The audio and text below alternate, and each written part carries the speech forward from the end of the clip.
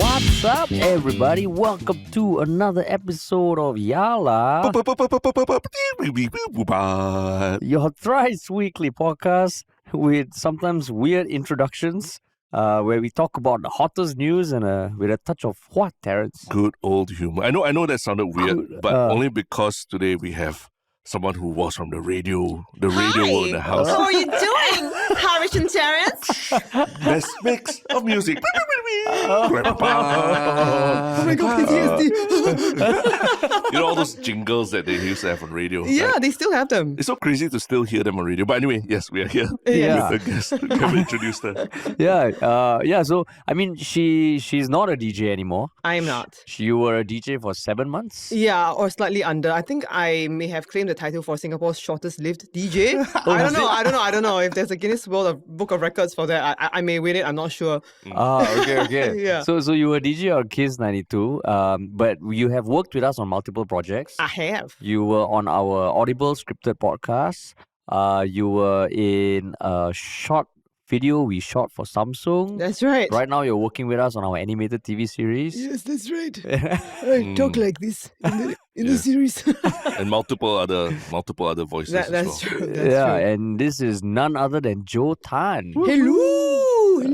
Hello, Joe. Hi, Harish. That was the most effort I've seen someone Really? say in the intro. The way you went hello. Yeah, it's interesting. I mean, so I think we had a bit of a chat about this before the podcast started, right? Yeah. I mean, you guys were saying that this whole podcast is such a lovely, chill thing. And it was weird because being on radio, especially on morning radio, I think our function is to keep the energy up in the morning. Hey, how's everybody doing? I mean, not so crazy, but yeah. So it is a bit of a strange kind of, I'm having an out-of-body experience now sitting behind this microphone because I don't actually know how to behave. Yeah, just chill, just Okay, relax. I'll Like try. before the podcast, you know that how we were talking about stuff and life. Yes, here I go. Yeah. Yes. Yeah, because we don't even know what we're going to ask you. Okay, Yeah. okay. Well, the reason why we wanted you on the podcast is because we have worked with you before, but you also do a whole bunch of cool shit. Like you write, Thanks. you direct, you act. You have a play coming out in May, which we will get to, based on your life as a DJ. My very short life as a DJ, yes. Yeah. but I mean, you know, like the one thing, like what you said, right? Like when we started this podcast, a big realization for us was the freedom to just say whatever we want. Like. Yeah. And whenever I listen to radio, because both Terrence and I have been on radio interviews before, Yes. and it always felt like this is not a conversation. Yeah. I mean, the thing is that because you have to fit everything in these 2-3 minute talk sets, right? Yeah. So it's like, how can we get the best of Harish and Terrence within 3 minutes? And so the questions are very much structured in that way. But at the same time, the best of Harish and Terrence cannot have any swear words, cannot have any dialect. Ideally, you want to promote good English because So of the cannot say la IMDA. and Cannot say shit la, like that, cannot say right? fuck. Yeah. You can say, yeah, I'm just trying to restrain myself here, but yeah. So it's a bit of a tricky thing where they want you to be super entertaining, but not as you normally would be. Yeah, But be yourself, but not like that. But what made you want to go into radio in the first place? Because you had been acting for a long time already, right? Yeah, On stage, on TV, in audio, scripted audio. yeah. What One made really you? good one. Yeah, what made you want to go? Oh yeah, thank you. Yeah, I mean, it was the pandemic, I guess. So I was like, wow, did you know that people on radio are considered an essential service? Yeah. And then I was like, I was just labeled as a non-essential artist. So I was like, So were we. oh, well. All of us, yeah. Yeah, you know, so sad, right? But we're still here. Yeah. So, Hey, but speaking of the pandemic, there was also something during the pandemic that I think you and your husband, your partner, yeah, a whole Ed, bunch of things. We just- got quite famous for, right? You did the COVID-19. Oh, that COVID-19 song, parody right? song, The yeah. parody song. Yeah. It was basically a parody of what song was Come it? on, Eileen. Oh, Come On, Eileen.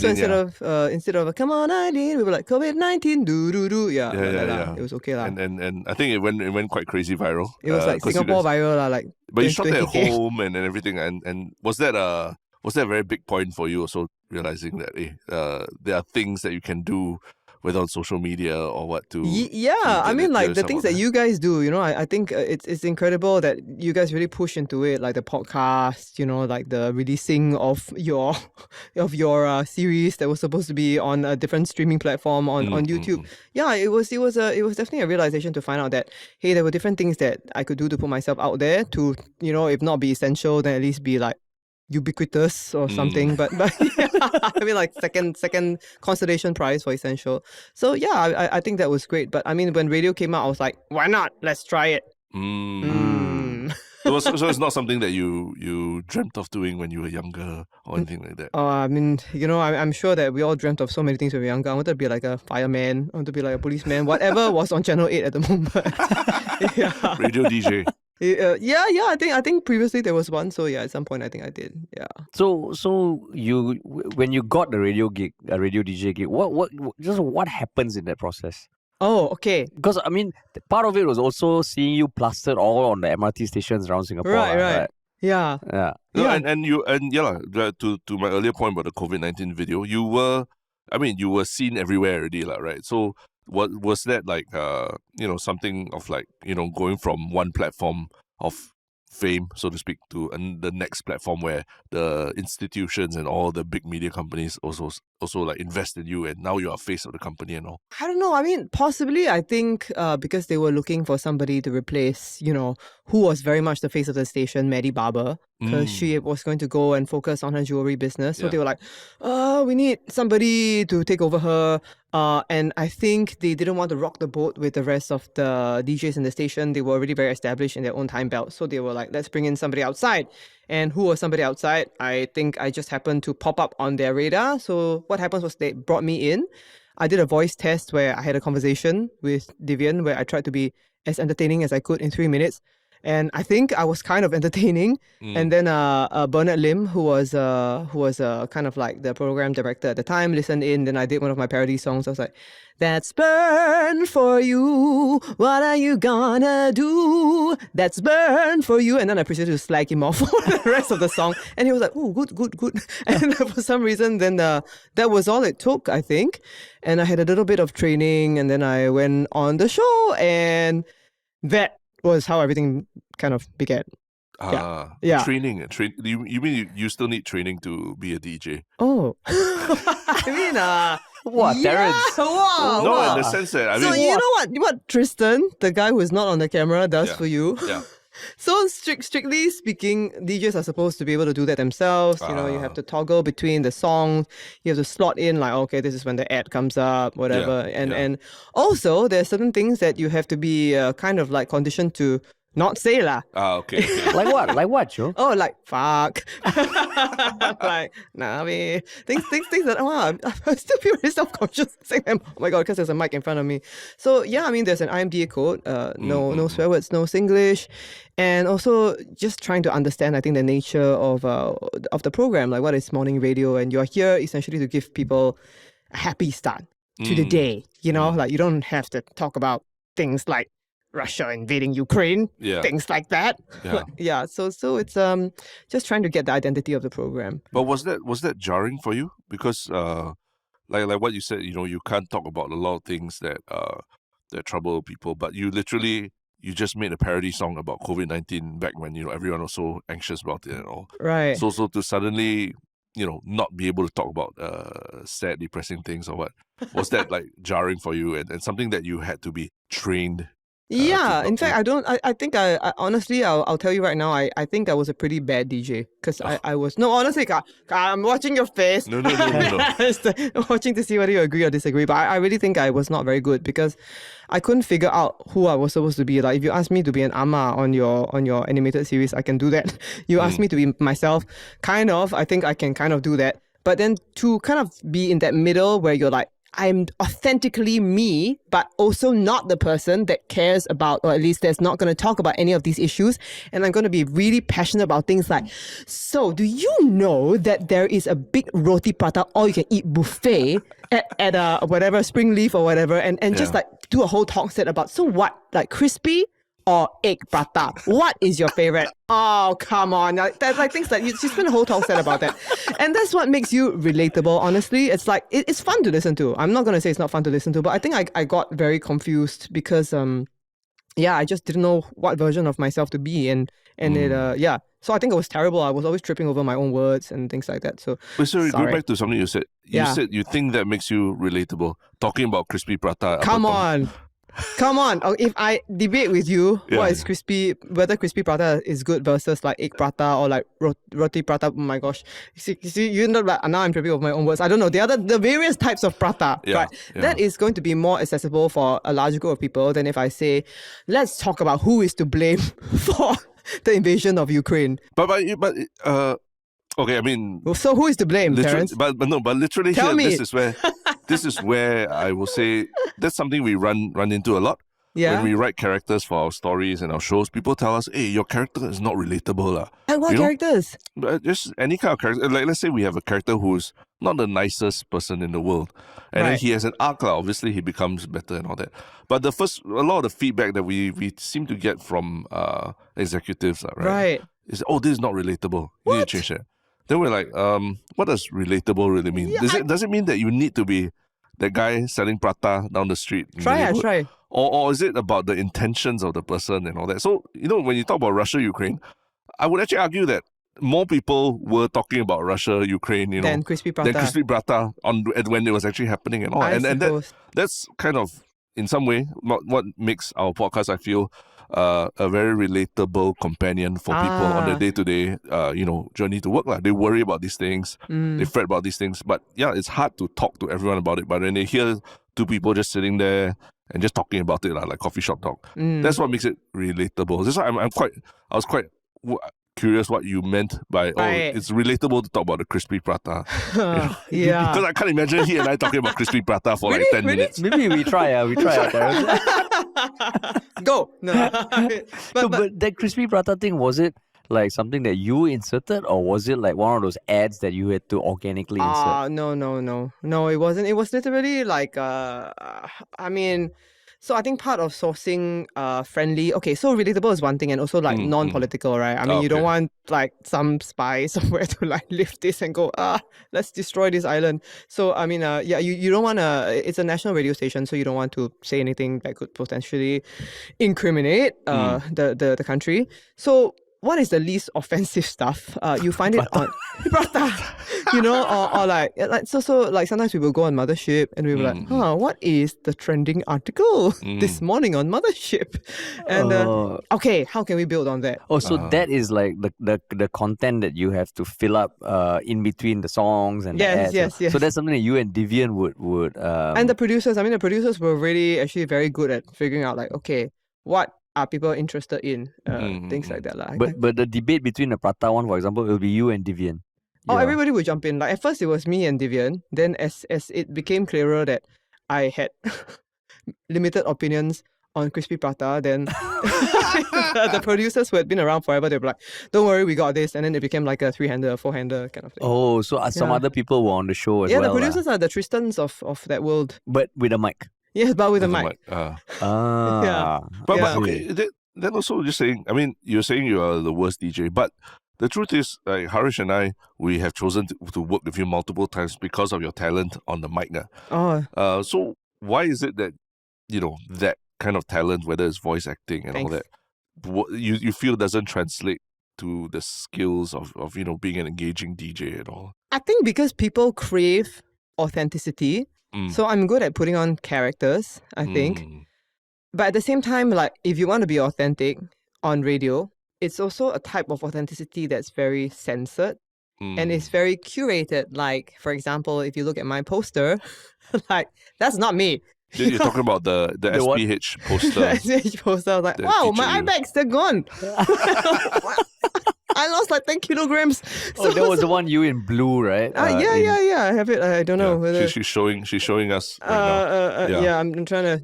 No, there was also one more where you were wearing the brighter blue jacket that was all over the MRTs. It wasn't that. I was wearing like a low cut maroon top.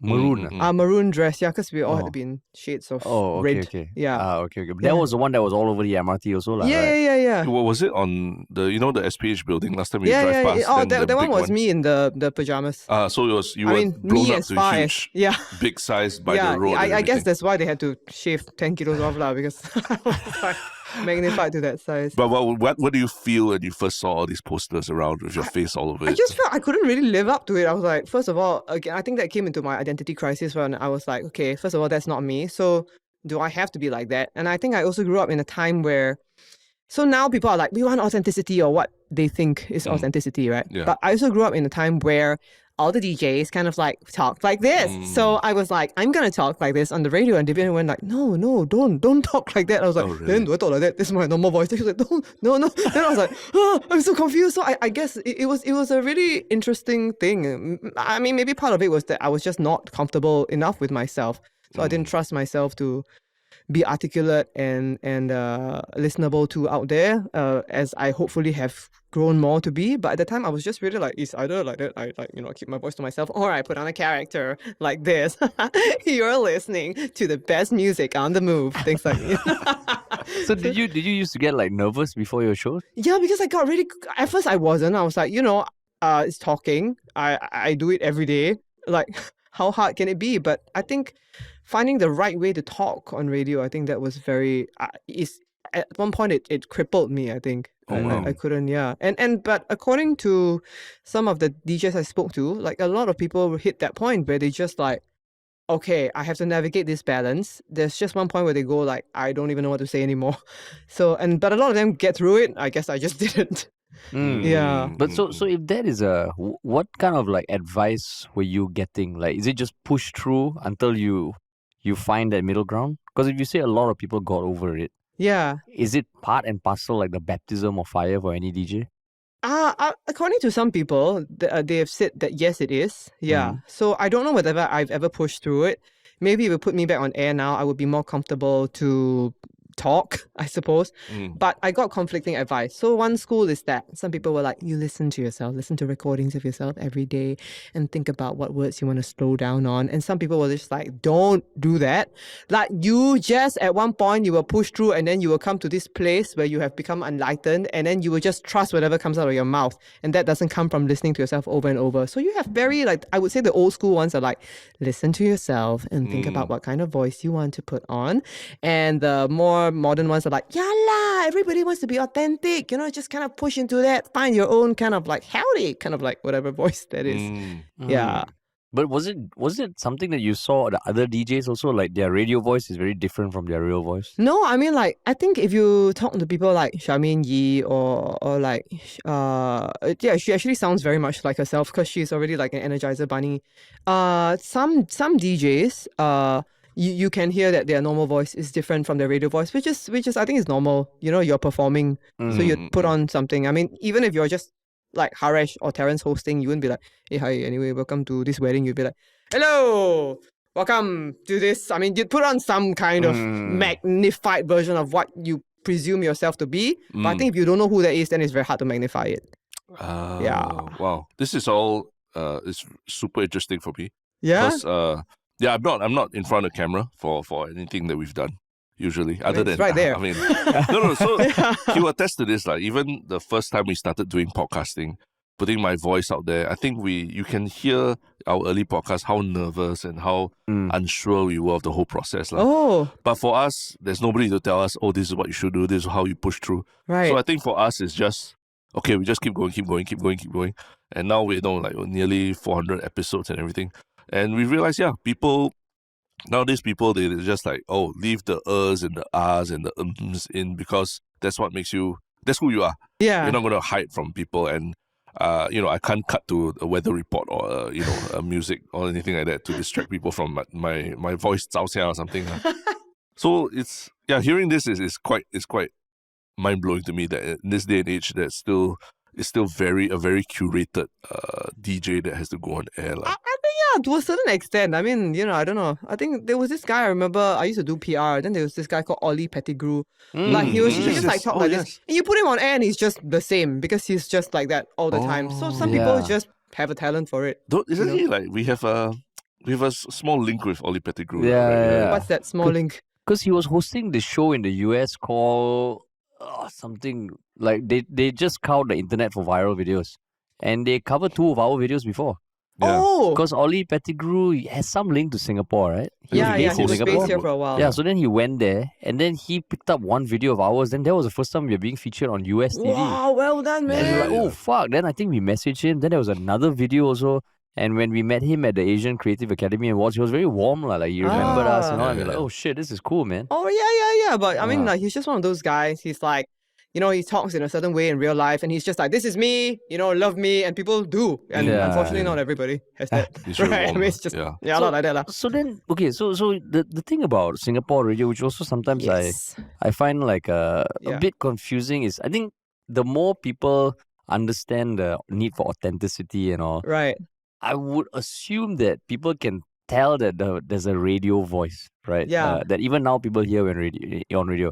Was there Yeah. any talk internally of like, maybe we can try getting people to sound more like people? Or is the direction generally, we are radio, we are mass, Right. we do know what people should sound like. Either we get in people who sound like that, or we get in people and make them sound like that. Yeah. Or was it ever a thing like, okay, maybe we need to start thinking about letting people talk the way they really talk? Yeah, I think actually bringing me in was like, you know, she hasn't gone through these waters. She's not like, you know, she doesn't have like this Americanized accent yet. Like, let's try. And then, of course, the moment you put me on, I'm like, I want to do an American accent because I think that's what radio sounds like. So I think there was an attempt to push in that direction, definitely. Like, and Divina just kept going, no, it's okay. Just sound natural. But maybe like not so fast. And, you know, okay, I think it wasn't really very clear what you were saying. So it's, yeah, I think there is an attempt to push towards authenticity, but everybody's still trying to figure out how to get there. And I think that's why, I mean, honestly, like people like the DJs like the Muttons, they're doing super well because people are like, I have not heard this type of voice before this. You know, I mean they have lah because they've been around for a long time, but I mean they're probably the top English radio station show now because people are like, this is so refreshing. Or those ads which go like, hey, this one my aircon, you know, you must have heard those before. People are like, wow, this is great. So I think they want to hear more of that. But at the same time, if you think about the Phua Chu Kang accent, Gurmit doesn't talk like that. Yeah, you know what I mean? doesn't. So there is some sort of like, how can we play towards this sort of what people think they want or what people think is authentic. So it's Wow. yeah, I think people are trying to figure out what that ground is. But are the numbers of radios, how is it comparing over the years? Because now people have more choice also, right? Yeah lah, like y'all. With podcast. Yeah.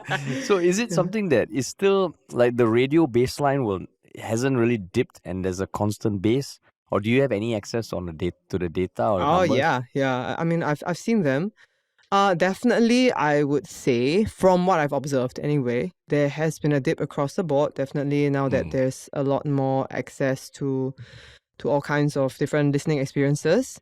But as long as people drive and as long as people in Singapore, I think they want to hear about things that are local. And it's generally because radio is live.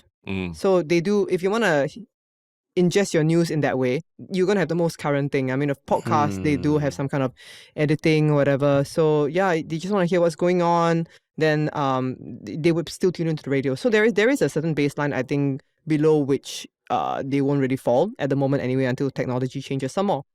Yeah. But just for DJs in general, you mentioned that it was sort of a reaction to the pandemic, or that you started considering it. Do you feel that DJs are sort of have an iron rice bowl as compared to other entertainers in the space? No, I don't, because it's also like Why there's no. ChatGPT? Yeah. Oh, have you tried talking to ChatGPT? Not yet talking, Not but, yet, but I not think yet. it's just a matter of time. I know, right? I mean, it's in its name, right? Like Yeah. ChatGPT. Yeah. So you should be able to. Anyway, yeah. So no, because last time there used to be a thing where people would say, "Oh, you got a face for radio." I mean, it's been decades since that was the case, right? Yeah, it's different. Yeah. So yeah, like radio DJs now, they have to be marketable, they have to be attractive in a certain way, or if not, then at least super relatable, so people can put you in the this is the girl next door bracket, or this is the like my neighbor from whatever, my army buddy kind of thing. They have to be able to place you in a certain thing. And I think the moment people don't really know how to place you, or at least your bosses don't know how to place you, they go like, well, she's not not really super attractive. I don't know. I won't really say this is from personal experience or whatever, but as in like I think the moment people don't really go like, okay, she is like the mother. She's going to appeal to all the people with kids out there. She is she's the firebrand, you know, she's the sexy kind of like the very rebellious one. I think the moment people or your bosses don't really know how to place you, they'll just go like, nah, let's replace them. Yeah. Wow. So they don't place you, they replace you. That's right. Wow. Yeah, Oh, absolutely. man. So because my sense was that DJs kind of, they have that radio show, but Yeah. because they, like over audio, over radio, and like you said, it's all live, right? Yeah. They start to form very intimate relations in terms of with the audience, audience. Yeah. I listen to you every morning. I listen to you every night before I sleep. I remember back in the days when we were studying, late at night or just hang out late at night. Who did you hang out with? Just myself in my room. And then and on the radio? 987, I don't know, Howie Lim or one of those, yeah. But till like 2 in the morning, I in Glen Ong and all. Yeah. So you have very fond memories that are Absolutely. formed through the radio. Yeah. And so I've always seen DJs as like you can't separate their personality from their job, and that's Right. what makes them more irreplaceable. But Yeah. what you're saying is that nowadays it's like if you can't market you as a bit like Sonia Chu, you can host NDP, you can sell Pokim jewelry or whatever. If you can't do that for you, then it doesn't really work for them anymore, lah. I mean, I wouldn't necessarily say that. I think, of course, the reason why people need to place you in a certain bracket is because you want to get a certain number of like core listeners, right? So if like this is the lady who's like, well, I'm going to talk about my experience with my kids every day, then people are like, oh wow, that's like so relatable. Then you have enough listeners, then they can track your listenership. Like on your time belt, people will listen to you. But if you are kind of like people don't really know how to place you, then I think your listenership will drop off, and then that's what happens. But also a big part of it is how do advertisers identify with you? Because radio still makes money through advertising. Yeah. So if they don't really know what you can like, who are you, Harish? Like, do you like crispy prata or not? Like they don't know. Then it's gonna be hard for like the prata company to go like, Yeah. So yeah. So your time belt was what? 6 to 10. 6 Prime time. a.m., 6 p.m. 6 a.m. 6 a.m. to Yeah, 10. it's for other people, it's prime time, Harish. Maybe not for you, yeah. So what time did you have to get into office? It's on paper, 5. In reality, like 5:45, 5:50. Or, yeah. And it's a very, I will... Sometimes I will come in late. So but that's not good lah. Like because everything's supposed to be live. So so I mean sometimes if it was a very hard day or whatever, then we would pre-record some segments, but you're not supposed to. Everything's supposed to be like, hey, we are really here up with you, you poor NS boys going back to Tekong. We are here to accompany you on your journey back. So, but yeah, everything is supposed to be live. But yeah, and in practice sometimes not so much. So Yeah. 6 a.m. to 10 a.m. But I mean, there must be some sort of a rush with that, right? Knowing that it's live. It's weird, because when you're in a studio like this, right? And again, like all you see is the same people every day. It doesn't feel like it's live. And like you have live performance experience, right? So Yeah. you do know what you're talking about. Yeah, I would imagine. Yeah, I mean, like, so if I say something and it's like very off or very boring, and I'm saying it live, you can see the audience's faces like change. But you can't do that on radio. You can only see your partner, and the job of your partner and your producers is to back you up. So no matter what you say, they'll be like, "That's terrible," because like even if the talk set is bad, even if I've said something boring or I've tripped over my own words or whatever, the producers have to back me up. They can't be like, they can't be like dead silent. So you don't know. You don't know. Like there's no live feedback. Wow. I mean, after that, they might go like, that was terrible, something. But no, I mean, you have a limited amount of time to deliver the talk set and it has to go out. So did it ever feel like it became just a formality? Like you're just going through the motions of this live show? Because live show, everything I've heard from live performers, even when we have been on stage, there is a certain exhilaration there.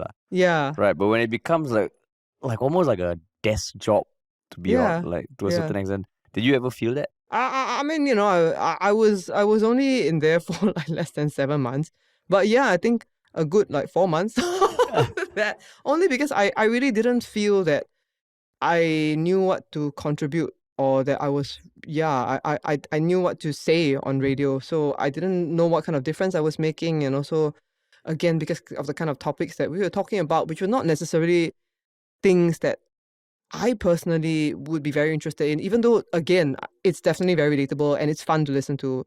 Yeah, so I didn't know what I was doing, like really. So it did feel a bit like a desk job. Yeah. But then how did that square with your other performing pursuits? Like, for example, you start in Tiong Bahru Social Club, which was one of the hottest films from Singapore in the last couple of years, right? Right. You know, and it's a bit more of an art house kind of audience and Yes. everything, right? So how do you juggle those two kind Yeah. of like personalities within yourself? It was weird. So like in the morning, I would go from 6 to 10 a.m. and then I would be like, yay, okay, let's talk about, okay, so did you know that the baby pandas, today it opened its eyes? And then I'd be like, yeah, that's great. Okay. Go through my mothership checklist kind of thing. And then I would go for rehearsals in the evening. I'd be doing a play about sexual assault. Then I'll be like, hey, actually, can we invite the playwright on air? And then you could see that the other DJs and the producer would be like, actually, this is very interesting, but do we want to talk about sexual assault at 6 a.m. in the morning when people are driving their kids to work? So then it became like, because it was a great play, it was written by an ex-sexual assault prosecutor, so she saw all kinds of crap. Yeah. Wow. There was so much in there about the things that the sexual assault victims have to testify, like where did they touch you? I want you to reenact where he touched you, and it's just like so much trauma, so I would be doing like happy things in the morning, then I would go in the evening and I would do this play about sexual assault, and then like we would have to like talk about like, okay, how can we keep ourselves like mentally safe kind of thing, and it was weird. It was like I was living these two different lives. Wow. Yeah. The next morning you have to repeat again. I'm like, hey, so the pandas. Oh my goodness. Yeah, Wow. it was interesting. I mean, the great thing about theatre here is that I suppose because we have a limited audience, so we're not subject to as much like, okay, if you're on TV, there's certain things like, okay, what is the moral of this story? Whereas like on theatre, you're like, okay, I want to talk about this. I'm going to talk about these things about all these people who are falling through the gaps. I'm going to talk about corruption, whatever, all these things. And you can do that with less oversight in theatre. So really going from national radio to theatre in the evenings, it was really like the topics we were talking about were totally different. So yeah, that was very weird. Wow. But did it affect you negatively or anything? Yeah, I don't know. I think I just became really short-tempered. Oh really? Yeah, I don't know what it was. I just became super short with people. I mean, I don't know whether that was just a lack of sleep or I was just like, yeah, I don't know. I just felt like there were a lot of things that I wanted to either protect myself from or I didn't want to talk about. So at certain times I would just be like, okay, I have to be happy. I don't really want to talk about these things. And I think that was like bad for me, I think. And it came out as a very short temper, I think. I see. And then did people around you, your family and all that point that out to you? Or was that I something... felt like with like a whole bunch of friends when I was doing really? both theatre and radio at the same time. Yeah. Wow. Like, because I like yelled at them, and then I'd be like, this is like, what are you trying to make me do? And then, yeah, like I would behave in ways that I don't think I would have if I wasn't juggling these two things at the same time. And specifically these two things, like, because I can imagine that sort of stress from a intense production is not new to you, right? Yeah. Is it just straddling two different extremes? I think so. And also like going from 5:30 a.m. to like 10:30 p.m. It's just a bit like, yeah, I mean, that wasn't helpful. Yeah, actually, the sleep deprivation is something that I've heard from other morning show DJs, past and present. It's just like, it's very hard to live a normal life or to be in a good mood or to function normally when you're doing that radio thing. In general, you're just exhausted all the time and you have to go there and you have to be really peppy. So it's a weird balance. Unless you're on like 938, then that's news radio, then you just like talk about the news. You don't have to and your DJing was how many days a week? 5 days a week, yeah. 5 days a week. Yeah. Wow. So then was there a specific moment where you knew that, okay, I can't keep doing this, I need to... Yeah, I think it was when I caught COVID. Oh, Really? So I couldn't go to the station.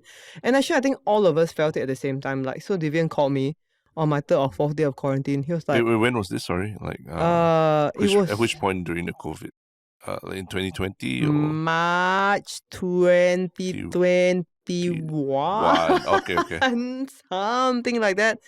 Yeah, and then we had a call, and then like he was actually like, I really feel that. I mean, quite honestly, he was. I feel that like you were really having difficulty, like being and we've all been trying to make this group work, and actually now that you're not here, I can feel that these are the people who know how to do radio, and we're happy to have you back. But do you want to think about leaving? And actually, the days that I wasn't on the radio, it was weird. Like I was just confined to my room, but I was also just like, I'm a lot less anxious. Yeah, so I won't say this is true for all the DJs. I'm sure there's so many DJs who are really good at their job, and they love it.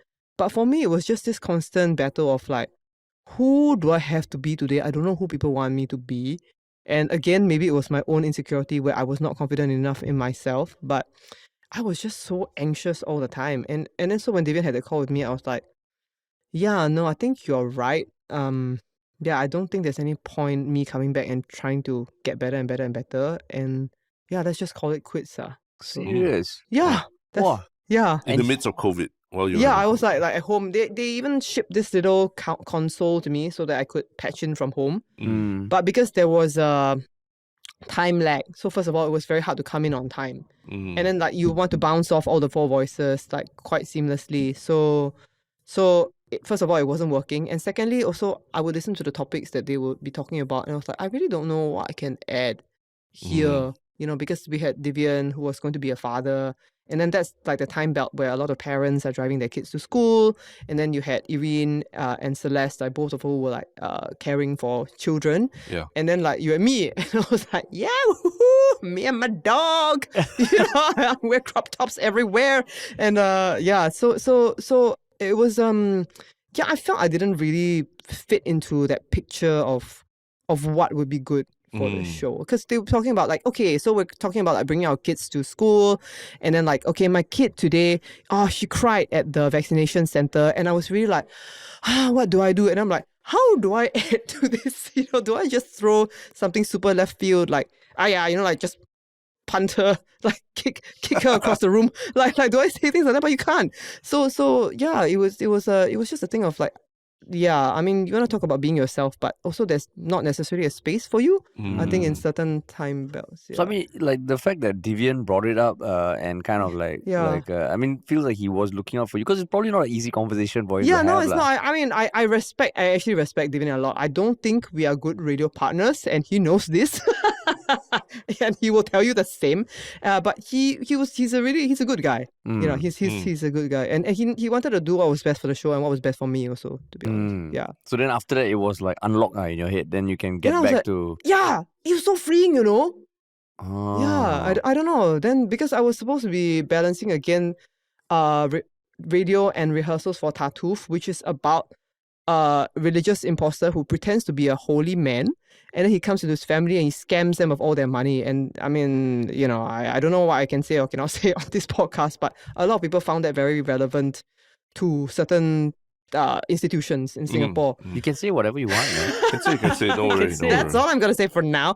But yeah, so there was, and then he comes in and he robs them of their money, and then he's essentially like the whole country, the king gets influenced by this holy man, and then suddenly the whole country goes under this very artificial law, which just goes to benefit this holy man. And then meanwhile, this holy man is like sexually assaulting all these girls. So I was having to balance that again with going on radio and talking about pandas. So it was just such a relief. Actually, I was like, yeah, I can just focus on my holy corruption, sexual assault play. Yeah. So it does sound to me. I mean, honestly, this is I was initially thinking, okay, it's basically maybe you didn't like the job and all that lah. So okay, fine. I wasn't good at it lah. But beyond that, it does sound like even for yourself, like mental health wise and all that, it was actually very important for you that you stepped away from radio lah. For me, yeah, I think so. I mean, I think what's great about your podcast, I think, is that you guys talk about whatever's bothering you, right? As opposed to like, talking about what is kind of light and fluffy and palatable at the moment. No, in fact, for me, like even like I went through quite tough times last year, personally. Okay, sorry to But hear that. we stepped away for like a month. After that, I felt like I needed to come back and do the show because it was not only cathartic for me, but it was because we talk a lot about our everything out there, like whether it's depressing stuff or personal stuff and all that as well. It actually feels like, hey, if I'm going through a tough time, maybe talking about it and there's someone else listening and hearing it might also feel, hey, okay, there's a way to get out this rut. I can talk about it and all that. So I actually felt this not just obligation, but it felt better for me to be able to talk freely and come back and do a show, even though like I was still dealing with issues and all that So that's the thing I'm finding quite interesting from what you're saying, is that it was like almost like it was causing you so much anxiety that you didn't want to do it anymore. Yeah, I mean, I'm just gonna caveat this again, where like I think that it's important what some of these people do, because honestly, and I think the play that I'm writing about, it's also a bit about that, where if the world is falling apart, right? Yeah. You get in your car, sometimes you really just don't want to hear about how the world is falling apart. You do want to just have these two friends, whether they are, even though you are not their real friends, right? Just like kind of like being in the backseat and just talking about Prata or whatever it is that they're talking about that day. And it's just nice. It's just nice to have a bit of a hangout. So I think that a lot of the time it's important for entertainment, I mean the entertainment that you guys make as well. It's like you guys do some serious stuff and you do some really light stuff that's really funny. I still remember, Haresh, you showing up in a toga to arts faculty because you were saying that this is what you would wear to date the arts faculty girls. That was like one of my favorite YouTube videos, no joke. Oh, really? I was like, this is great. And yeah, because I think it was smart, but it was also funny, and it wasn't about whatever depressing stuff was happening in the world, and that's necessary, and they make a space for that, and I think that's totally great.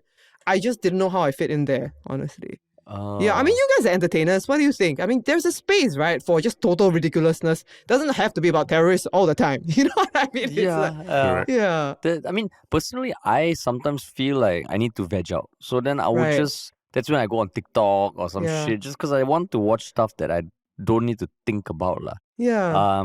And I mean, even when we do want to talk about stuff that maybe we feel is worth thinking about, we try and layer it with like comedy or something. Right. Because if it's too dry, if it's too technical, and that's something that, in the space of like the intellectual space of the Singapore internet, sometimes I feel people get a bit too It's binary wordy. Oh, so it's either super smart or super banal. Yeah. Right. And I mean, in some way, we are trying to fill that space because you can talk about what happens in Parliament, but you need to write like a very academic essay or something. No, you just talk about it in a way, and you make jokes. So I think that's generally our approach to covering news and media, which is why, but I still feel like radio does have a purpose. Yeah, absolutely. It just feels like, what is the next evolution of radio in Singapore? Yeah, and I don't know whether while you were DJ, did you listen to or just research how radio is evolving in other countries? Because one common thing we hear in Singapore is, censorship. Censorship kills everything. I think to a certain extent that's true, but I also think to a certain extent that's not. And I'm just wondering how other people do it. Yeah. Yeah, I mean, like we were told to go and listen to our favorite radio programs, and so if you ask me to think about it right now, I think definitely, I mean, there's different types of radio, right? So for a contemporary hit station here, like the one I was on, you really have to fit everything into 3 minutes. So censorship is one thing, but also the format of everything, where it's just like, okay we are really just here as the stocking, as like the packing peanuts. It's like Nas Daily, multiple Nas Daily videos. Yeah. So first of all, when you have that structure already, you're like, okay, we need to put a question out, like, hey, is it okay to yawn without covering your mouth? Is a girl still attractive when she whatever, things like that. You have to put your thesis out. You have to put your different viewpoints in. You have to round it off with a laugh in 3 minutes. And that's already it's not censorship, but it's like, it's not going to be real. You know what I mean? That's already not going to be real. It's like when we've gone on radio also, the question is, okay, they ask us this, they're like, oh, so how do you get into, what made you want to get into media? They were yeah, Do we start? we met in school. We wanted to make videos, and then oh yeah, Rosa. And then now coming up next is a song from John Bon Jovi. Then we're like, fuck, there's so much more to talk about. I know. And the great thing is that do you notice that whenever you go on radio, whatever it is you say, like, okay, say something to me. So what made you want to go into media? I was looking at Porridge one day, and I realized, hey, there can be an ad about this. Wow, that's great. I'm such a funny guy. For those All who- right, so coming right up. So, Yeah, for those who can't see it, like Joe just did a great impersonation of what she does on radio, like how she reacts to. No, but our so for stuff. the longest time, like, I thought I was doing a great job on radio because Div is being so polite and supportive, right? So I would say something and I wasn't sure whether it was funny, but he would just be like, and I'll be like, wow, I am really killing this. Because I couldn't until later he would give me feedback like, maybe just now you shouldn't have. So it's weird. Like, so yes. Would you reciprocate? Yeah, I have to. Mm. I mean, like, you have to back You're each pretty other good up. at it, like you're pretty Oh, good at the thanks, fake thanks. laugh. No, don't be like that. I'm terrible. Yeah. So yeah, I mean that was part and parcel of it. So I mean, if you want to talk about like overseas, I think the programs I like are the ones where there's a lot more space for talk time. But people literally do go on and they want to hear about these things, and they want to hear from the personalities. So I think it's hard. It's hard with the format. So it's the format itself that is almost like reached the pinnacle of radio already. Is it? We have reached the pinnacle of radio. I don't know. I'm pretty sure we haven't. I mean, there's a much better way, I'm sure, than how I did it, or maybe how many people are doing it, than to make those 3 minutes entertaining. But it actually is hard work. Yeah. It's hard work. Yeah. I mean, so you've actually taken all these experiences that you've had as a DJ, Yeah. and it's sort of you're feeding those stories into the current play that you're. Yeah. working Yeah. on, lah. There's some. Yeah. So, So- okay, what's the name of the play and It's called Happy Place. Happy Place? Okay. Where pratas and pandas are everywhere. That's right. Pandas and Prata. No, Oh, pandas. Did I say pandas? You Is did it say panda? pandas lah. Yeah. You did lah. I thought you You panda cake, pandai lah you. No, really, that was a good talk set right there. I don't know, but really, yeah. Yeah. I would end with a panda and people are like, oh, can she say that because it's Malay? But yeah, but well, otherwise it was great. So yeah, so it is about that. It's called Happy Place. It's about this DJ whose radio partner, for some reason, we know that he's gone missing. We don't know why. He just didn't turn up. He could be partying somewhere. He could be a wild child. He's drunk. But basically, she has to interview a poet, and she's a political poet on air. And so there's this kind of this divide where this like super happy DJ is like, hey, all right. So anyway, tell us a little bit about your poetry. And then the poet is kind of like, oh, okay, I'm gonna talk to you about, defensive architecture, because like we have all these benches where the homeless people cannot sleep, and the fact is that there are homeless people in Singapore. And then the DJ goes like, yeah, that's great, isn't it? And there's just like, it's a story about this disconnect. And at the same time, when the radio partner is missing, you get the feeling from the ads and the people who are calling in that something's not quite right outside, and you don't know whether the radio partner is okay or not. But nobody is talking about it, both the DJ and the artist, because let's face it, there's only so much that art can do. Like, I do my play and it's about sexual assault, and like, sorry, I hit the mic there, but it's about sexual assault, and like maybe let's say a few hundred people see it, and then what's going to change the next day? So it's about doing art and entertainment in a world that's kind of not quite right or falling apart, but it's also quite funny. I just want to reassure people. Yeah, And you wrote it, I did write it. Yeah, and are you acting in it? I am lah. It's cheaper lah. And you directed. You directed. No, as well? I'm not directing it. I'm getting Chong Ziquan. I'm gonna plug it here. He's an award-winning director. Was like the Young Artist Awardee, so he's directing it for me. And it actually all takes place accurate to radio time in the space of 4 talk sets. So you see them come into the radio station, they do the talk set, then in between you see what they do. They kind of like plot the songs, whatever, they talk to each other. They're like, what did you say that just now?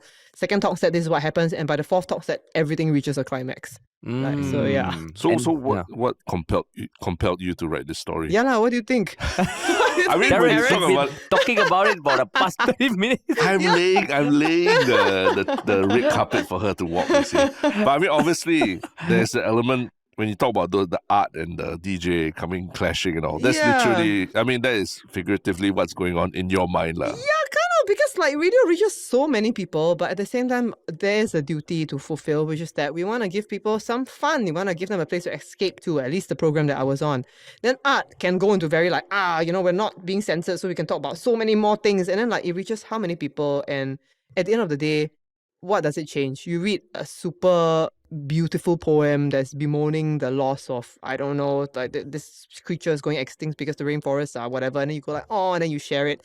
And then what do? What happens after that? So there's one with massive reach, but where you cannot say a lot of things, and there's one that can say anything it wants, but what does it actually change? So that was the kind of like, actually, why am I here? Things like the moment for me that came out into the play. And when did you decide that you wanted to make a play about this? I think at the end of my radio stint, I was like, wow, surely these 7 months have got to be good for something. I was just like, there must be some meaning in my life, like surely they were put there for a reason. Then I just, okay, let's try and make something out of it, I think. And this is not the first play you've written, right? Yeah, I've written a few. You've written a few. And you've been doing media and theatre for how long? I'm quite old, so I think like it's like 17 years. So is that a normal thing where you go through an experience and you're like, okay, I need to turn this into a play? Yeah, it's terrible. I'm like the Taylor Swift, I'm like the budget Taylor Swift of like Singapore theatre. It is. Yeah, I was drag kinging for a while, and then I was also thinking about gender identity. Then I wrote a play called King about it, where I was like I resurrected my drag king persona, and then I kind of like made this scenario where this woman like dresses as a man for a party, and then she creates this drag king character around it, and then it just refuses to go away. It develops a life of its own. So that was that won like a few awards last year. Yeah, here's another plug. So might be coming back later this year, but yeah. Oh, nice. Yeah, it's okay lah. So this play's coming out is going to be happening when? Happy Place takes place from the 4th to 7th of May at Gateway Theatre. Get your tickets on bookmyshow.com. So and just because I mean we've been talking all about this, whether DJ being entertainment versus artist. What do you hope people take away from watching your show? Wow, I don't know, man. I hope they give me some answers.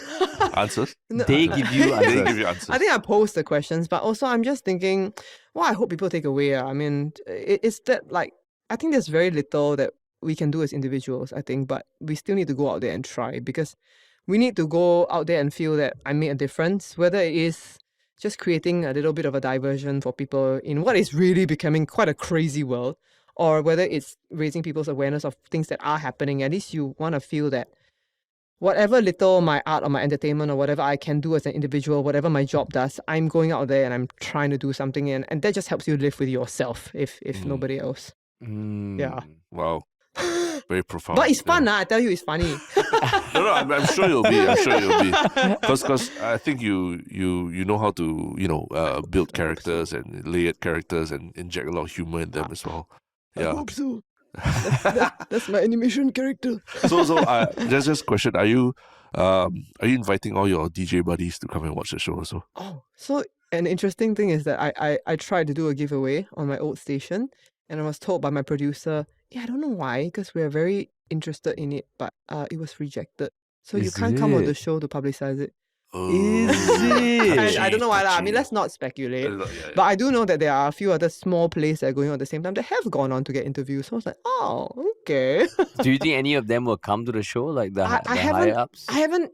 I'm inviting the people that I know personally lah. So I'm inviting Divina, Celeste, Irene. I'll probably invite Shen, see whether he wants to come. Joshua, because Joshua is great. Like, he's an activist and an entertainer. You know Joshua Simon? Yeah, he's been on our podcast. He's great. Yeah, he's great. He's great, and he's got his own podcast. So I'll invite like those people that I know, and then they come. I mean, Divina has promised to come to my place for the past 1.5 years. He hasn't yet. So maybe he'll make it for this one. That's a call out.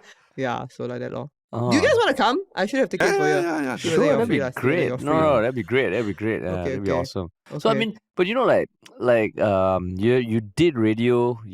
It filled your mind so much that you're doing a play about it. Have you thought about starting your own podcast? I don't thing. I don't know. No, I haven't, because like I see what you guys do. You know, I mean, it's a lot of commitment. You know, and I think it's crazy that you guys have gotten to where you are, like one of the top 10 podcasts in Singapore. But for so many of the people that I know who are doing podcasts, they are just shouting to the void. You know? Oh, But yeah, don't you think there are a lot of them who I mean, it are? always starts like that. Really? I mean, in some way, right now, I think what really helps is hearing back from our listeners through Instagram and Reddit and all, and or in person. But if not for that, it can feel like you're shouting into a void. Right. But because that's why the first iteration of our podcast was actually not in its current form. It was very guest centric. Right. We called it the Mothshroom, which is like the worst fucking name we could have thought about it. Like MOFSHROOM. How to pronounce? I don't know what we were thinking about it. We're like, Mosh pit. mushroom is when, like, Oh! anyway, you're morph, so, and I it's thought it in was the a room. mosh pit, like a No mosh one pit. knows. Yeah, No one knows. Yeah. And that felt like we were shouting into a void because we would have these guests over, but it was more like, okay, we talk about anything and everything. Right. So when we decided the second iteration of the podcast, I think the most important thing for anyone starting a podcast is you must enjoy it yourself. Ah. So like all the conversations Terence and I have about news and politics, even if we didn't have this podcast, Right. we would still talk about it over lunch. we argue Mm. about things over lunch. Yeah. Oh dear. Yeah. Okay. And Oh, like- but in a very okay, we agree to disagree kind Wow, of way. really? Yeah. No, it sounds when I say argue, it sounds a lot worse than it actually Well, is. but Like, I don't know, man. I've never really met anybody who really agreed to disagree. I feel it always. Oh, it's tough, it's tough. It takes Yeah. being open minded is a Like, a skill. Yeah, but it always comes back after you're like, I agree to disagree. The next time you argue, it's like, yeah, like last yeah, time you yeah, said yeah. this. No, but that's why having a show helps. Ah. Because we force ourselves to disagree on the show. Ah. Right? No matter how polarizing the topic, how strongly we feel one way, we know that there's the show that we have to respect, So Right. in some way it trains us to be more open minded than we would be if we didn't have a show. Because we are forced to do research on the opposing side. Oh. So we go and read, and we're like, oh, okay. I mean, I don't agree fully, but I can see where he's coming from, you know? Yeah, that's interesting. I And mean, then- I was talking to you guys about some of your podcast episodes where Yeah. literally you did research. Yeah. Or sometimes literally in the middle of a podcast, we were like, oh, now I see the other perspective. And Wow. I changed my mind about it. That never happens. Yeah. No, Like, God, yeah. for As us, in, it's crazy. Like in real life, you never really convince somebody of your point of view by talking to them. I Yeah. feel like it's never happened for me. I don't know, man. it's tough, lah. Yeah. But that's why, like, honestly, like, maybe even for anyone out there going through like issues with a friend or a partner, start a podcast. forces you to talk. Forces you to talk. Put all your bedroom problems like on air. Okay. So, because then you almost know, like, even when we have like some squabbles right before a podcast, Right. there is that show element. When we start recording, we need to get into show mode, lah. Ah, But it's you- still a yeah. true version of ourselves, lah. Wow. So going back to what you said about it feels like you're shouting in a void. I think what helps is both of us enjoy this, so that even if no one listens, Right. it's still part of like like therapy for us, lah. Whoa. Mm. And that was a big change for us, because the first time when we were doing a podcast, we depended on people's schedules. Like, what we're going to talk about. Whereas now we know 3 times a week, we're going to talk about news. Okay. And sometimes even when there's really nothing to talk about that is worthy, we force ourselves. Right. Because we've also kind of found to understand that people also listen to us because we share our personal life stories Right, and all. right. I think at one point when there was nothing to talk about, we would be like, hey, maybe we don't record today, lah. But now we make it a point, even if there's something to talk about, we talk about. Boy steals a bus for 5 hours, rides 100 kilometers away. I don't know, man. That's Yeah. pretty newsworthy to me. But it's not the most polar. Right. So that's where we force right. ourselves. Okay, Okay. how would you talk to this 12-year-old boy? Mm. Is he really bad? But is he like potentially a F1 driver? You don't More. know. Okay, so okay. so it's fun, lah. So that's why the Yeah. podcast, and like the podcast space feels like you can find an audience for anything. Right. Maybe you're true, the Joe Tan will come True. out. I don't know, man. No, but that's actually- interesting. Actually, just thinking about that, what about not even non-fiction podcasts, or even like even for me getting Right. back into podcasts was not like a talk show kind of thing. It was Uh-huh. like I started listening to a lot of like thriller kind of podcasts, like Serial and all that, Yeah. and or even some that fictional ones, narrative fictional ones. They were quite Yeah. interesting. I mean, you have that. You have your talent. You can perform thank you. everything. I mean, your partner also. he's okay, he's ah. also a performer as well, right? So there is that Sorry, Ed. there is that possibility of, let's say, even your current show, your play that you're Yeah. doing, right? If that's converted to like a radio drama, No, for it's example, possible. It's possible actually. then Yeah. that could be quite interesting, right? Yeah, it's possible. It's possible. It's just that you don't. Yeah. So we do have an audio described show, and then we were like, actually, do we need to audio describe it? Because it's essentially, What's an audio describe show? so it's for the visually impaired audiences. So they come in, and then like, for example, so they hear what is being said necessarily, but then also we have like one cast member who's missing, right? But then as he's missing, of course, you see the actor, and then he's in another space, and then you see like what's going on with him, and some of it is pretty ridiculous. So we have to audio describe that lah. So, but then strictly speaking, if we don't bother about him, like it could really just be a conversation on air, and then off air, it's just like, what do you say that just now, like yeah, things like that. So yeah, you're right. It could very well be. Yeah, it's interesting space. Yeah, it's a fucking interesting space. Yeah. And I mean, you were with us when we recorded that audible scripted audio. Yeah. And we still have that article, that front cover of the Straits Times So outside. it's on your wall. Yeah, it's on our wall. Yeah. And you are part of that. Oh my god. We recorded in this room, and that was a big eye-opening thing for us also in the audio space. Yeah, I think people are also more open to hearing audio stories and all. Yeah, I think it's great. I mean, it's gone like to so many different countries, right, where they don't expect Singaporeans to sound a certain way, which oddly enough we are expected to sound on national radio. I'm trying to do a very roundabout thing where do you feel it's weird where like on national radio we're expected to sound a certain way for Singaporeans, but it's in a way which no Singaporean really speaks. Yeah. But that's like a lot of MediaCorp shows also. I mean, it's because of the code lah, where we're not allowed to speak Singlish, but that's our language. So if you were to speak like how you're speaking now back when you were on radio, there would be some feedback, is it?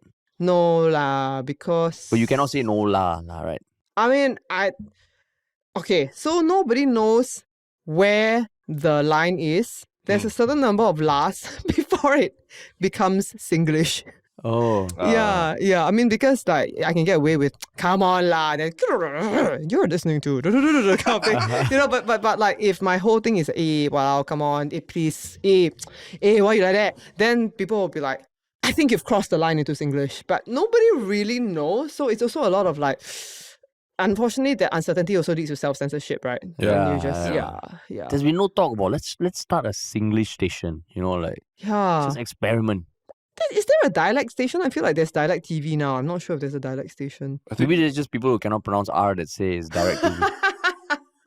God. That's a good one. Thanks. But I can't tell whether that laugh was real or not. It was real. I couldn't tell. I apologize. But yeah, but it's weird. Like for example, you can play like BTS songs on air, right? Because it's Korean, it's foreign language song, so let's play it.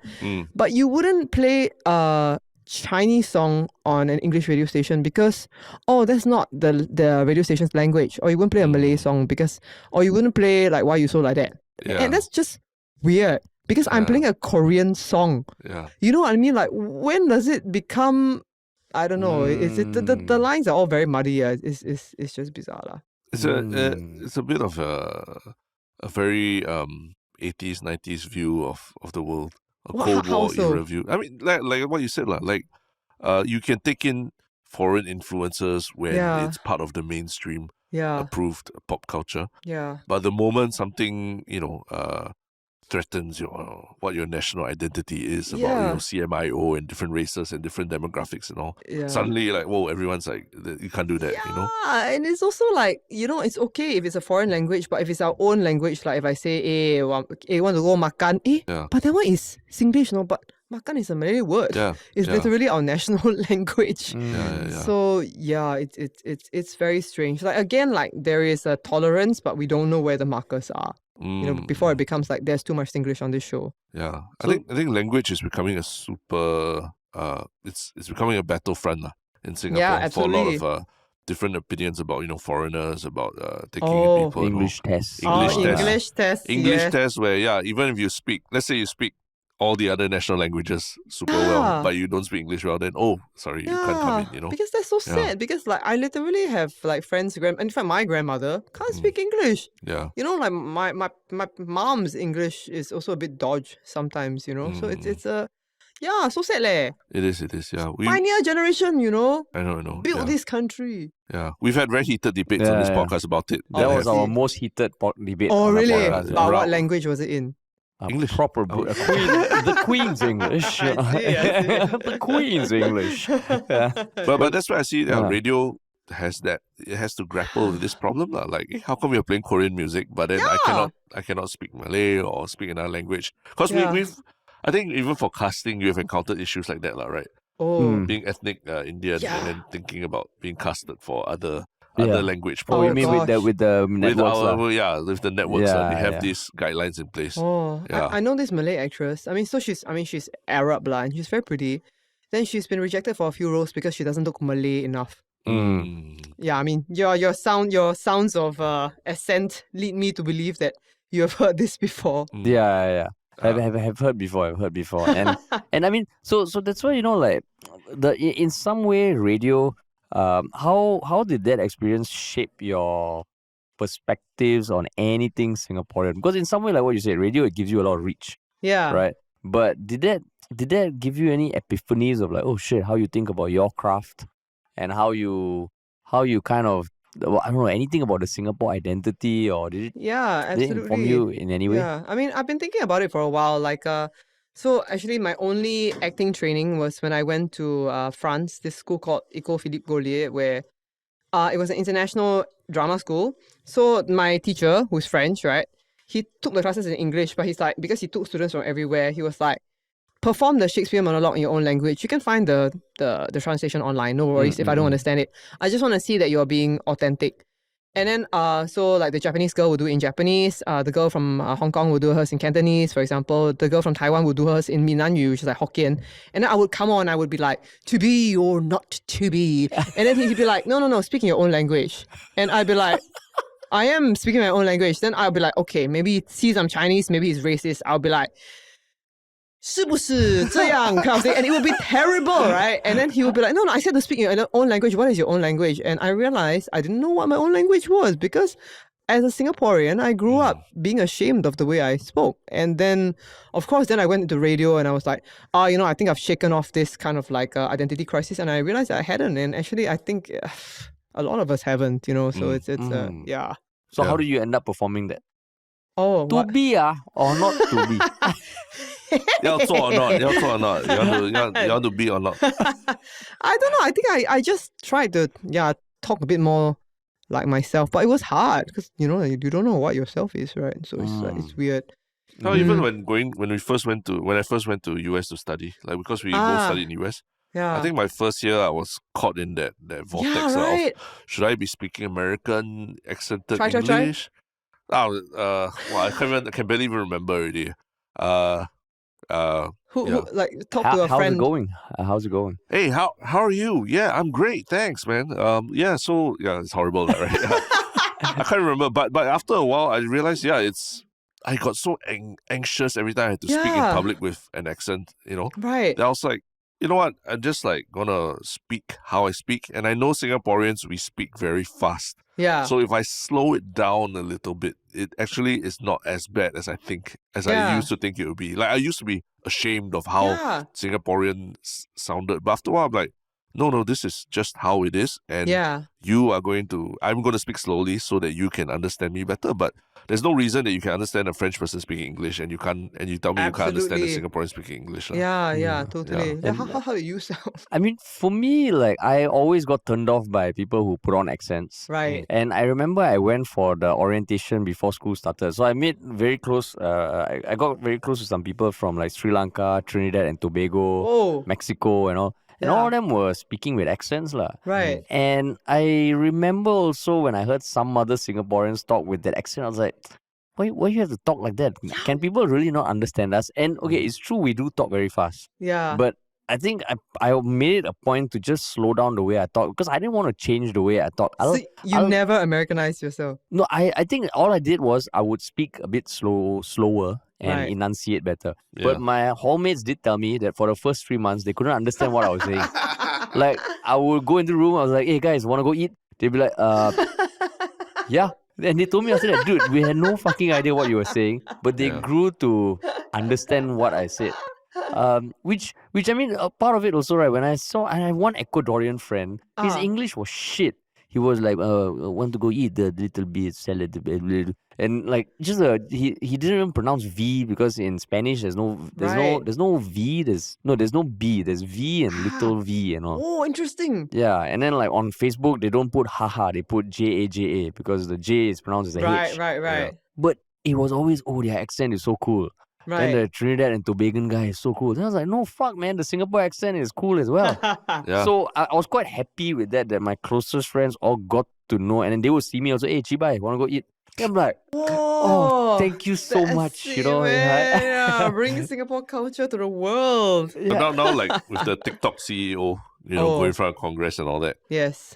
people are starting to really notice the Singapore accent and 'cause celebrate it a bit more. Also, But his accent also was what you can get a hint. there are hints of Singaporean. But you Right. can't blame him because he also has lived In China. Yeah. and lived and worked in China. And you and don't US want like and all that. the panel to like wait 3 months to understand what he's saying, right? Like, they have to understand me there. But I mean, I do feel that that's the thing about the dominant cultures, right? I mean, because they're so used to only hearing their own culture that I mean, you just can't acclimatize to any other culture, and then so to be understood by them, unfortunately, you have to. Yeah, you have to do it, or you stand your ground for 3 months, which is great. Yeah. So for your play, did you insist on a certain way that the actors must talk or anything? Oh no! So I'm playing the DJ. Okay. So you're playing DJ, so you can ham it up and everything. Yeah, I had So I literally start with, "Hey, you're listening to Val here on 110.0, and we're having an exclusive interview." So it's a weird kind of like it's almost American, but there's points where it drops off, so you are not quite sure what she's trying to do. So, but that was intentional. It's intentional, yeah. Totally. Yes. Yeah. It's a lot of fun to do. Interesting. Because we did speak to a friend recently from Finland. Oh. Who basically said, Singaporeans, and he's in advertising and all that. He said Singapore is one of the strange places where he's worked where over here we don't seem to want to cater to the local market. Whether it's the way we market to them or anything. We just keep saying, Singapore's too small a market, or Singapore's too hard a market to crack and all that. Yeah. So nobody puts in effort to what is the identity of this place? How do I crack the market here and talk to people in a way that doesn't treat them like children? I know, but it's like that movie, right? The Maya and the last whatever, that Disney movie Maya, something Princess Maya. Princess Maya. Princess Maya. Raya and the Last Dragon. Princess Maya. Sorry. But Raya and the Last Dragon is like, I think they were trying to be like, okay, so Southeast Asia, all the countries are very small markets.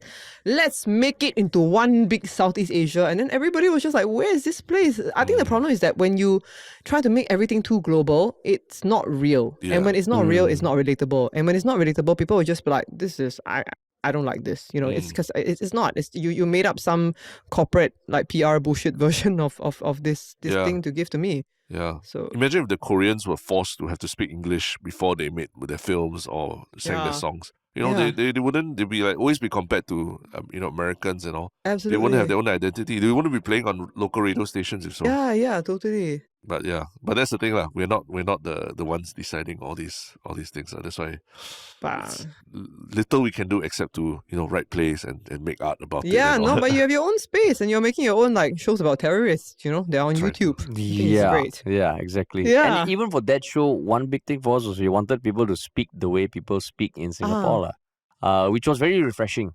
Okay. In the sense that even network executives, while they were still around, they were very open to that, lah.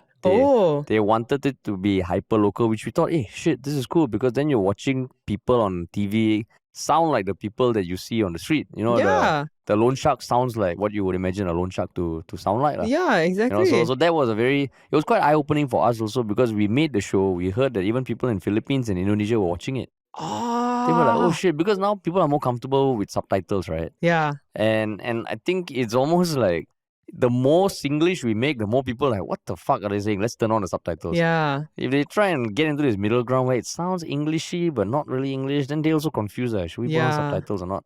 That's true. So I mean, that's why even when we have this podcast, the nice thing is we try not to change the way we talk. Anyone who comes. Yeah. And hopefully we can carry on with that. Yeah, that's great. How do you guys feel about that show that was on Netflix, the horror show, damn it? Mr. Midnight, Oh, yeah. Mr. Midnight. Did you guys see it? No. I haven't seen it actually. Okay. There's a few Singaporean actors and actresses, right? They are. Kitania Tan. Wow, Tristen, that was very perceptive. Perceptive. Yeah, Knows what you're all talking Joe did was look at Tristan and But he what- had it, yeah. about. What do you? I mean, without giving away so too much. What again, do you think I about feel that it suffers from the same problem where they were like, let's make it a show that's set in Southeast Asia. So it's set in Tanah Merah, but not our Tanah Merah. Oh. It's apparently this little island called Tanah Merah where all these ghostly things are happening, and it's not in Singapore. So and then you have also this clash of accents where it's strange. Like, so you have like actually a friend of mine, her name is Shafiqa Afandi. She's just talking very normally. She's like, hey, where you going? Kind of thing. And then you have like this Chinese girl who's like, hey, yeah, you're gonna be late for the bus. And it's just, yeah, so it's very, the problem is that again, when you're like, let's cater to everyone, whose identity are we following? And then everybody gets confused. So yeah, it's like that long. So I mean, that's my opinion on it. Yeah. What do you think? I haven't watched it. We Okay. haven't watched it yet. A bit hard to say, but I would agree that it's not. That we always hear the very common refrain from networks and all that. Oh, this character, cannot speak this way, or you must speak a bit more neutral and things like that, lah. So Which it's tough. networks you hear it from? Is it like Singaporean networks or like overseas networks? No, Singapore networks. Singapore networks. Because Yeah, I feel Singapore that for networks. your podcast, I mean the scripted podcast, it wasn't like that at all, right? You were quite like, we want people to speak. Yeah. And Yeah. It was more, okay, if the story works and if the character is set in Singapore, how would the character sound like? Yeah, exactly. Which was quite, again, refreshing. Yeah. And even for that character, for you, like, we just said, oh, what is it? Who is like a hardcore bureaucrat set in Singapore? Right. And you came up with that own voice, Yeah. you know? yeah. So it just feels like sometimes, like what you say, when you try and relate to everyone, you relate to no one. Yeah, absolutely. Yeah. Totally. In some ways, for better or worse, I think Singapore is creating an identity for itself in pop culture as a place, as a Is it? location. As a location. Or is Hollywood creating one for us? It could be Hollywood related, like Crazy Rich Asians, obviously. So we're creating one for the tourists, lah. for tourists, yeah. We're like, this is the tourist version of Singapore, and that's Correct, all you're gonna get. And But- in fact, the rest of Singapore has to fit into that. But people like Kiara Kitty are also establishing a Singapore identity Oh, overseas, okay, right? that's You heard true. of Kiara Kitty? I have. Yeah, you know, recently in Korea, she was Yes. really like portraying the Singapore that we all know, like, Yeah. with a low cut dress, Yeah. and cleavage popping I know, out. I was so proud. but I think my the- thing was just that because you see Singapore a lot more, whether it's in Hollywood productions Yeah. or all that. You don't think of some generic Southeast Asian city when you hear Singapore. Yeah. You think of The rich one. rich one, Gardens by the Bay, all this kind of thing. So okay lah, we can something for like our show that we did, the Audible Right. series. It's meant to be slightly science fiction-y, lah, right? Ah, where yeah. it takes place in the future, where a place where technology and everything, and stock markets and the financial world and technology can Yeah. meet. So Singapore actually is quite an ideal location for that. Yeah, lah. absolutely. So in that sense, maybe it's good that Singapore is opening up and being seen as it's a nice place to visit. It's Yeah. a very futuristic city where Yeah. things could be filmed. Yeah. That opens up things up, and maybe as we see more and more of like Yeah. the underbelly of Singapore, Yeah. maybe that can also be the next step, lah. You think because like, do you think we can ever get to the point where like, people because they enjoy content about or coming from Singapore, therefore they learn to understand Singlish like how they're learning Korean? You know what I mean? Like, or no, do you think that we're too small and it's just like, nah, we're just gonna have to meet in the middle, but the middle is further away from us than it is from other people? So you're saying like even like you hear people who love Japan. Yeah, and then they they learn to speak Japanese. They're like, no, I will only watch it in its original language. You don't have like Japanese people learning to speak American for. I actually think it's possible. Right. It will take probably longer. But just like how now with content of all formats, you can carve out a niche that you want, lah. So probably there's a small percentage of people in the world who don't know it yet, but there's something about Singapore that really tickles their loins, Right, You just need to yes. discover it. It probably won't be as global a movement as like the otaku. Is it otaku? Is that the term? Sure, yeah, otaku, Yeah, gamers. I don't know whether there's an otaku equivalent for Singapore. Like someone suddenly wakes up and like, fuck, I hate chewing gum. I like the death penalty. Where is a place I can find that really brings those two things together, lah? You know? Yeah, totally. And I actually think it's possible. I think it's possible because Singapore also is in this unique space where it's like it is a first world city, which I think a lot of other first world cities can relate. Right. Everything, rent, inflation, and all the shit, like inequality. Yeah. So there's something about it that I think we will have an identity that is carved, for better or worse. That's true lah. That's Yeah. true. I think it's That's possible. true. Yeah. I think it's possible. But it goes back to my earlier point that I think we ourselves as a population or culture need to respect our own culture. lah. Yeah. Like I think to the earlier point about the Finnish friend who was saying that Yeah. they cater a lot to their own market, whether it's writers or art or Yeah. people in Finland, they look at their own art and artists as important parts of their culture and economy. Whereas in Singapore, the first thing you hear is like, oh, I don't even want to cater to the Singapore market. Yeah, it's like, don't watch Singapore TV lah. I mean, Singapore TV is dead. Hashtag, like. Do you watch Singapore TV, Jotan? Some Singapore TV. Actually, I think some of the stuff on Me Watch because it's not so heavily like overseen. Yeah, it's quite exciting actually. Yeah, it's getting there. And I think it takes a concerted effort from at all levels lah. Yeah. People on the ground, artists obviously, and also even like institutions, the government and all that. Like the K-pop wave was not a ground up. No, it wasn't. Movement. It was so top down, right? Yeah, it was so top down. I mean, it was the marriage of like commercial interests with soft power that they wanted to fight. yeah. So I mean, the probably the very cliche example is like when you go to Best Denki and you see a Samsung TV. What's playing on the Samsung TV? It's K-pop music video. Yeah. Whereas when you take Singapore Airlines and you switch on the thing, is Benjamin King's the first face that you see there? Oh, is it? No, it's not. It's not. I pointed out it's not. Okay. Like we have very talented musicians, Yeah, artists like absolutely. yourself. No, I mean, But they're not celebrated to the rest of the world like how Right. Korea celebrates their artists and all to the rest of the world. how to push banking to the world?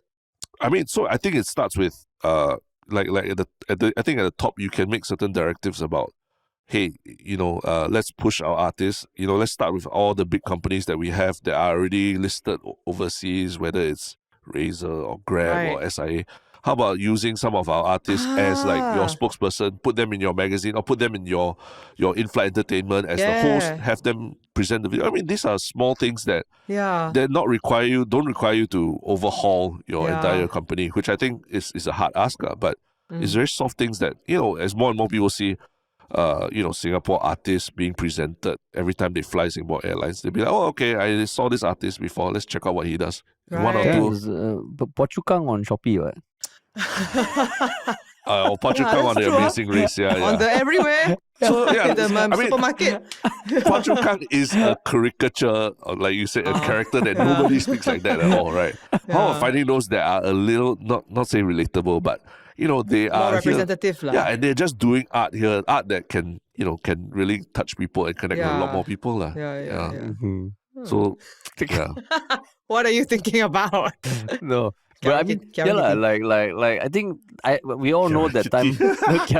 Harish has just been thinking of Kiara Kitty for the last 10 minutes. No, because like it almost feels like there can be a bit more nuance. Like I think Phua Chu Kang on Amazing Race happened a long time ago, but even that was like, okay, let's go one extreme lah. Yeah. Then when that extreme gets a bit of backlash, like, okay, this is not good. But there's a lot in between lah. Yeah, I really think that Banking and Annette Lee do really good stuff. Yeah, they do like good intelligent and highly produced stuff. You know what I mean? Like there's a lot of intelligent stuff, but they have the intelligent plus production values. Yeah, so, that's why I think it is getting there. I mean, you even get comedians on Netflix, like Fakafaz.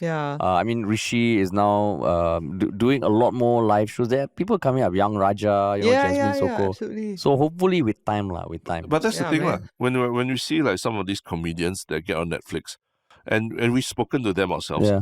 You find out is they literally had to hustle and get themselves on the network. They had to go and pay out of their own pocket to go and record the thing, pitch it to the networks and all that, So can you imagine like if someone at some higher level says, okay, let's do it for all and just try and see what that could help move a lot of people's careers, move a lot more, the soft power aspect of Singapore out there. But it takes time. It takes someone there realizing we need to convince everyone at that level to do it.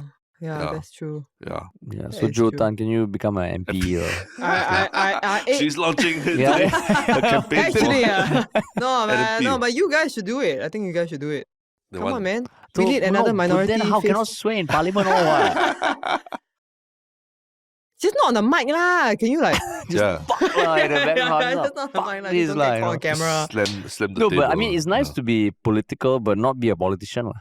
Yeah, that's true. in some way, that's true. you That's know. true. No, I really appreciate that you guys are doing that. I think it's very important. Trying lah, actually. trying. Yeah. Trying, man. So Trying. so yeah. where are you Yeah. at in terms of like what like now that the radio stint is over, and I guess this is sort of like your way of closing the chapter on I guess radio so. in a way. Yeah. So what is in the cards for you in the near future? Wow. So this year I've been writing a lot actually. So other than Happy Place, I wrote for this singlet book called Sherlock Sam. Oh, okay. Yeah. So they have Sherlock Sam the musical. So I've been nice. asked to adapt that. Mm. I don't know. I was originally asked whether I want to consider a part in it. I couldn't because it clashed with Happy Place. So I mean, only the writer. So that's my disclaimer. But I'm gonna go and see. And hopefully it turns out well. Also, my play King about my stint as a drag king and just gender identity in Singapore is gonna be coming back. And my play about Dungeons and Dragons, where this couple tries to save their marriage with a game of Dungeons and Dragons, and then they jump into the real world. They jump into the part where they are paladin and whatnot. It's a transition between worlds that's coming back as well at the end of the year. So, yeah, this year I've been writing a lot. Wow. Oh, sweet, man. It's okay lah. That's awesome. No lah, no money on lah. Really, I'm very sad lah. But I mean, yeah, it's maybe the next direction now as I fade into my middle age. Then I suppose that's where I will go. Now is the time for y'all to say something nice about me. By the way, No, so hey, no, I Thanks for mean like changing the fact that you got four plays coming out this year, 4 or 5 plays. yeah. I had one earlier this year as well called The Future Show. So yeah, that's crazy. I don't know. Yeah. No, that's awesome, and I really do think it can be adapted to other forms, including the audio form, which we can talk about separately. Hey, yeah. Let's talk about it separately. Because I also recently watched a play the Brown Boys Don't Tell Jokes. Hey, did you enjoy it? Yeah, I really enjoyed it. Okay, and I mean, okay. it was set in one room. The whole Yeah. story is told in one room. And I'm thinking, fuck, why isn't this being adapted to other formats? Right. All the IP is there. The content has been created. Yeah. There needs to be. So yeah, we can talk like separately yeah. or something. Yeah. Cool. Yeah, because even hearing you say that there's a space also, like I can imagine like funding and all, it is limited. It's very limited. It's not good. It's not good, you know. Yeah. Yeah. So yeah. But yeah. I mean, to that point about like, oh, there's no money in it. Like, is there?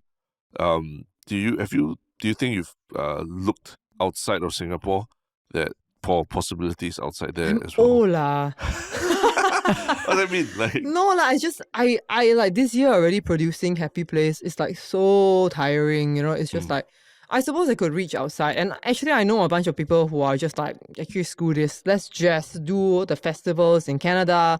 We'll do the festivals in the States. And then if it takes off there, if I can say I had a sold out show there, then the programmers here in Singapore will start to pay attention, which is so sad. yeah. Yeah, I mean, yeah. So it's just having to build a whole bunch of networks again. I have thought about it, but I would have to have a lot more energy, I think. Yeah, I mean, but I don't know how you guys are. Yeah, go put our work out there. We're trying to on Hey, YouTube. Yeah, hey. social media right? Social media. That's I think true. you've tasted how it can go beyond whatever you thought is possible. Yeah, it's true. My parody songs got like slammed by like these American guys. But it's okay lah. I don't care. Are you on TikTok? No. Oh my god! Shouldn't you be on I'm TikTok? old. I don't but know. TikTok is not just dancing videos and all this. There's also TikTok. education. There's Yeah. financial TikTok and all that. I wait for it to come back to Instagram. Is that bad? But TikTok just has a different. For all you hate of TikTok, it does help people grow ridiculously fast if there's content that people can relate to. Really? Yeah, faster than any platform. Okay. And because you have the talent in performing, Yeah, actually okay. TikTok does make a lot of sense. Okay. Yeah. Yeah. So right now, if people want to find you, where can they find you? Just Instagram? Instagram law at JODECRO. Yeah, I was Joe the Crow. I was young and emo lah. Show the crew. It was a different time. Yeah. But anyway, yeah. And then if you want to buy tickets for the play, Happy Place runs from 4th to 7th May at Gateway Theatre. You can get your tickets on bookmyshow.com. so bookmyshow.com, that's the domain, like the slash or anything. Check. Wait, let me check. Let me check. Yeah, I think it is. Wait. Book my. Okay, it is. No, my God. It's sg.bookmyshow.com. Good grief. Yes, Oh, yes. sg.bookmyshow.com. sg.bookmyshow.com. Yes. Ah, Yeah, okay, correct. okay. sg.bookmyshow.com. Thanks. Yeah. Okay, cool. But thanks for coming. I think we've worked so many times with you, but I think this is the first time really sitting down and really understanding where I you're think- coming from, yeah, what your thanks. creative inspirations are and all Oh, that. thank you. So It's it's, trauma. yeah, pretty much. I think same for you guys. Trauma. That's where it all Yeah. begins, right? Yeah, That's where it yeah. all begins. Yeah, so Yeah. I think it's super interesting for anyone who a lot of people have watched you on stage Yeah, or I hope heard so. your voice, Oh, but thanks. now to know you, the real you, I think it's The real me. It's fun. The real you. This is the real me, guys. The real- Yeah, I don't know. Hope so. Who knows? But yeah, thank you. Thanks for having me on the show. Of course, man. Anytime. And I mean, now we are going to end off on a more positive note. Yay! Yeah. We have this segment that I didn't tell you about before, Oh. which I was supposed to, so pardon me. It's okay. It's called the One Shiok Thing. Okay, one Shiok Thing. Yeah. One Shiok Thing. Yeah, so Okay. it's basically something that you can share with our listeners that they can experience themselves. Like an article or a book or a play or a music. No, we two of us will go first. Okay, To give you okay. some breathing room. Thanks. And then just like a link or something we can share. Okay. So And it's not self-marketing lah. It's not like come and watch my play on sg.bookmyshow.com. Ideally no. Okay. Ideally no. Okay. So Terence, you Why don't you go ahead? okay, so I need to pull something up. Let me see. Oh, you need to pull something up. Yeah. I mean, for me, it's I'm at the demographic where I got a young toddler running around and all Yes. that. I keep forgetting, yeah. Yeah, but so for me, rediscovering a lot of parts of Singapore has been very fun. Like I used to be very active with my dogs, and I used to walk around a lot. Right. But now I got a small child, so I walk around with him more. And just over the weekend, I was at the Jurong Lake Gardens, Oh my gosh. which if you went there during the pandemic, or a lot of Yes, things were for not. Pokemon. Yeah, a lot of things were for Pokemon, but a lot of facilities were shut off and Yeah, all that, right? yeah. So in more recent months, everything's opened up again. So they have like water play features and sand features and all that are really quite amazing, like in the sense that if you're a kid, or even just not say kids, even adults, like some of these things. Yeah, you would imagine having to pay $40 to go Sentosa to go and play, just to kick around water and have like waterfalls and all that. But they're all there, the lake gardens now, and they're all back to normal. The weather's been very hot recently, so it's actually something that I highly recommend people to just go and explore. Awesome. Because I mean, we filmed videos there back when it was Chinese gardens and all. Oh, Very nice. different vibe from what it is today. And now post-COVID, a very different vibe again. Cool. Yeah. Cool. So I do recommend people check out Jurong Lake Gardens. That's again. awesome. Have you pulled something out already? Yeah, or I pull. should Okay. Okay. So I mean, also pull already. Just hearing Terence talk about like Singapore made me remember this one Instagram page that I just came across this morning. When I read about some goth wedding that happened between a couple, that they did it at some abandoned electric station in Singapore. And how they met was through this Instagram page called Abandoned Singapore. Oh. So it's just, I don't know who runs it, but they take these amazing photos of like just abandoned places in Singapore. Lah. Oh, cool. Yeah, and that's how they met. And then when I went down this page, I was like, fuck, man, this is cool. Is it really ghost? nice Is it photo. ghost related or what? No, it's not ghost related. Oh, it's just abandoned. It's just uncovering the side of Singapore you never knew existed. It's crazy. Right. Yeah, Never even knew there were so many abandoned places. Yeah, so you see, like, this is just like an abandoned cinema. Like, Wow. There's an abandoned cinema? I don't That's know. like Cathay, Cine Leisure at Cathay. No, soon. Oh. Soon. Burn. Yeah. Yeah, Awesome. so it's pretty cool. So I just came across like, Wow. shit, That is very cool. yeah, so we have the current Singapore in all its glory and then Yeah. abandoned Singapore. Like that's true. Like Yeah. the revamped Singapore and the Yeah. abandoned Singapore. That's very Yeah. Now what about you? Okay, Jay? so what I have pulled out is so I have been taking classes with these people, and it's literally fight choreography classes. And then you get to take away a video of yourself doing the choreography for example, from The Witcher. That's their theme, where you are playing Geralt fighting, I can't remember her name, that first girl who turns out to be this superpowered witch. Oh, yeah. But that whole choreography, so you train for a few weeks and then you get home to take home a video of that. And it's shot by people who know how to shoot fight choreography. They're sandbox training ground. It is in this kind of like this industrial area near Outram, and it's like a padded room. It's this huge space where the walls are padded, the floor is padded, so if you fall down you don't get hurt. And you learn this choreography with like great swords and or just like hand-to-hand combat, and you just feel like you're an action star, and it's really cool. I would really recommend you check them out. because it was set up by this stuntman called Peps Go, who just wanted to raise the standard of stunts in Singapore, stunts training in Singapore. He's quite a legend, right? Peps Go. He is a legend and he put all his own money into it. So please go, because it will last as long as his money lasts. So What's it called? Sandbox Training Ground. Sandbox Training Ground. Yeah, it's cool, man. I'll show you all the videos. Actually, you all should go. Yeah. Were you doing it just for fun or in preparation for your play or something? I wanted to upskill during the pandemic. Oh, so that's your skills future credits. No, I couldn't Stunt use training. it. I'm so sad. Yeah, I went like to upskill, but like it was just really a lot of fun. And now you see all these influencers that are going as well. So yeah. Shit. Yeah, go. You guys should Damn. go. It'll be great. I would Can love to see you guys fight as. Oh, so you can fight with someone. You can fight with somebody else. Oh, shit. Yeah. So you could be Geralt and you could be like whoever I can't remember her name. I Do you love remember? the witches. Yeah, I love the Yeah, witches. go. It's cool. You dress up as well and carry swords. You can if you want. You Oh, you can. can if you want. So the next thing they are gonna be doing Rurouni Kenshin. So then you will be doing the samurai. The thick blade, right? Yeah.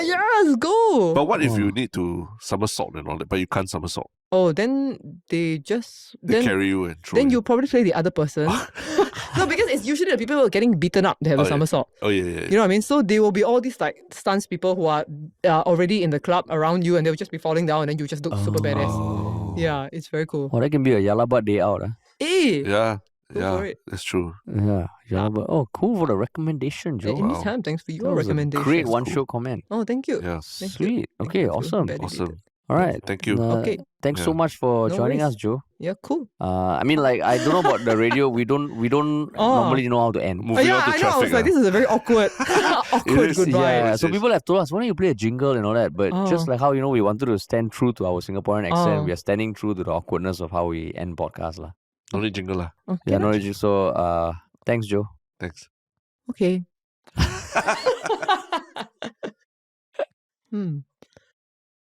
That is it.